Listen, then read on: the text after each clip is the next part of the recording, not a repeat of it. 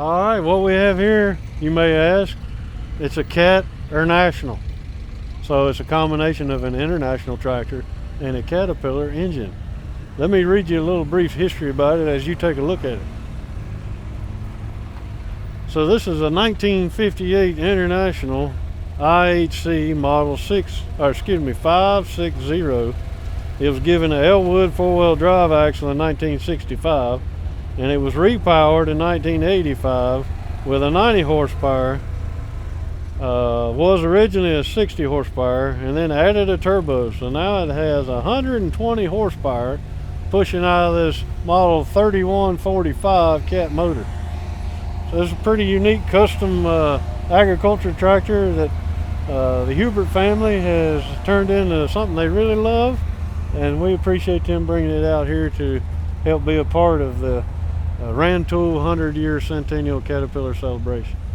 All right, what we have here to show is actually two prototype tractors that Caterpillar used to introduce themselves into the rubber application, whether it be tired or tracked market for the ag division in the late 70s. So what this is a D4E series tractor. It was heavily modified to test the track system that you see here that later became the Challenger 65 program. So as you take a look around, let me read a few facts about it. Caterpillar tested belt tracks on a variety of machine types and applications in the late 70s and early 80s. In 1982, Cat concluded that the application was the greatest potential for rubber tracks was in the ag tractor division. To prove that theory, a D4E that you see before you, track type tractor was extensively modified into a belted ag tractor, nicknamed BAT, B-A-T, prototype. In addition to adding the rubber tracks, the frame was lengthened, a lighter cab from a 950 wheel loader was installed, improved weight and balance. Some of the initial field testing was done at a farm with a versatile tractor, so that's why the Batmobile here was painted in versatile colors so it did not attract unwanted attention from a distance. The unique appearance and colors of that unit prompted someone to nickname it the Batmobile. Much of the early rubber belt friction drive and suspension development that would later become the Challenger 65 was done on this very tractor. This tractor was used for development work leading up to the Challenger release in 1986. After that, it gave up a few of its parts sitting in a fence row before being displayed at that time at a Cat factory in DeKalb, Illinois.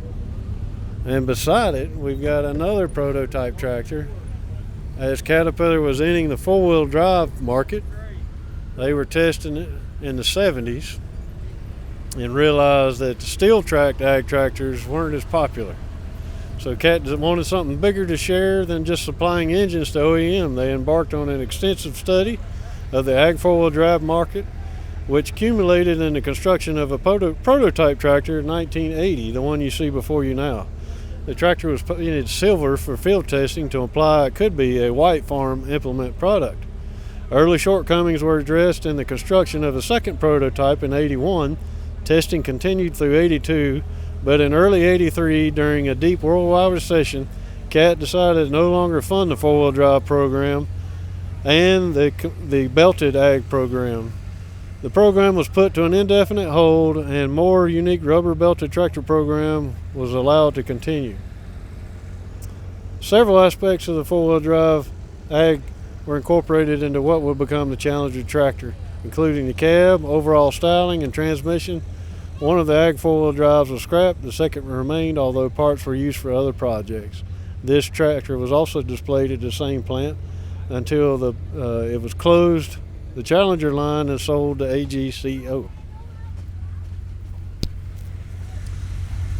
So these are just two examples that you'll see out here at the show.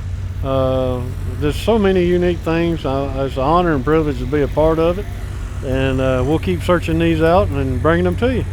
So if you didn't make it, at least you get to enjoy this.